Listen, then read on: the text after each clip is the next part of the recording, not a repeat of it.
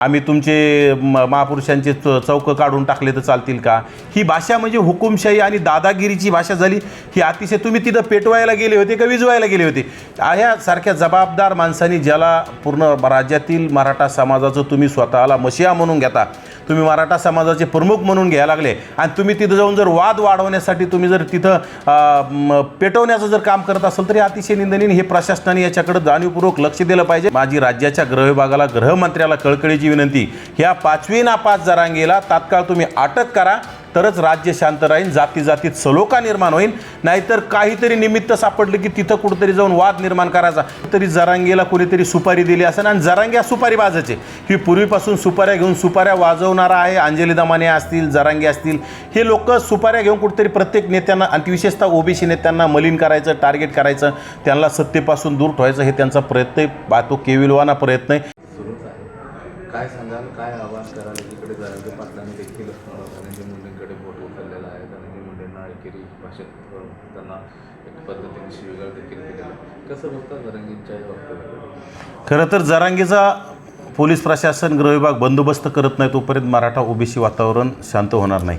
कारण की मराठा ओबीसी हा वाद पाहिजे तेवढा नाही, परंतु वेळोवेळी त्याच्यामध्ये म्हणजे कुठेतरी याच्यामध्ये आगीमध्ये पेट्रोल किंवा तेल टाकण्याचं काम जरांगे सातत्यानं करत आहेत।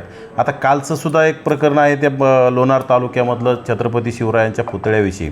आता तो गावचा प्रश्न, छत्रपती शिवरायांच्या पितळ्याची विटंबना असेल किंवा पुतळा बसवण्यासाठी विरोध करणं हे अतिशय निंदनीय आहे। त्याचा सर्वांनी निषेध केला पाहिजे। कारण की महापुरुषांचे पुतळे गावात असणं हे आदर्शदायी असतं आणि प्रत्येक महापुरुषाचे पुतळे, मी तर म्हणतो, ज्या एखाद्या गावामध्ये एखादा समाज नसेल त्या जातीतल्या महापुरुषासुद्धा पुतळा तिथं असला पाहिजे। त्यांचा आदर्श नवीन तरुण पिढीला घेता येतो। परंतु त्या गावातल्या काही लोकांनी विरोध केला असेल, परंतु त्याच्यात वेगळंच राजकारण जरांगे पाटलाने तिथं जाऊन केलं आहे, ते अतिशय चुकीचं आहे। आणि तिथं त्यांची जी भाषा आहे की कुठंतरी आम्ही तुमच्या महापुरुषांचे पुतळे काढले तर चालतील का?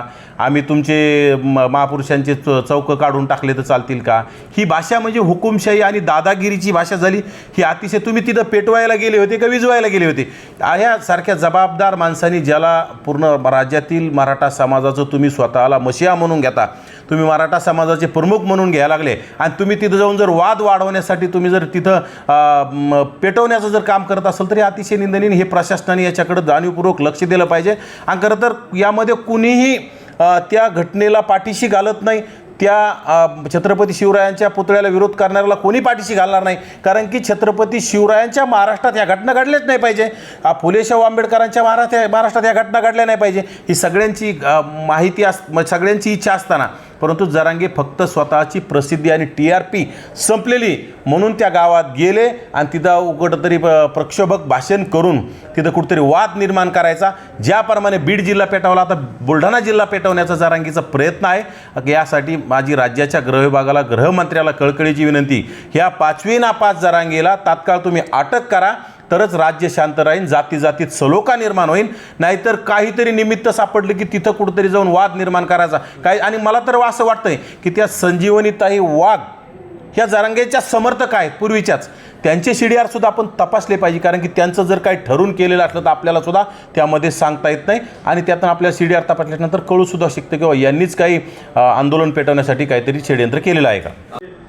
समर्थक आहेत, त्यांचं CDR तपासलं पाहिजे। मग त्या महिलेने स्वतःहून कपडे फाडले असतात। हे बघा, त्या गावामधील जबाबदार लोकांनी सांगितलंय की तिथं पुरुषांचा कुठलाही संबंध नव्हता। आणि ठीक आहे, महिलांमध्ये वाद निर्माण झाला असेल, महिलांनी सुद्धा एकमेकाचे कपडे फाडले असते ना, पण तिथं पुरुषांचं नाव घेण्याची गरज नव्हती, तेथील सरपंचाचं नाव घेण्याची गरज नव्हती। तिथले व्हिडिओ तपासले पाहिजे, तिथल्या सगळ्या गोष्टी CCTV काय जे असतील ते तपासलं पाहिजे। परंतु विनाकारण जाती तेढ निर्माण करायचं आणि विशेषतः वंजारी समाजाचा सरपंच आहे म्हटल्याच्या नंतर कुठेतरी तोंडातून आग ओकायची, विष्ठा ओकायची, हे अतिशय चुकीचं आहे ना।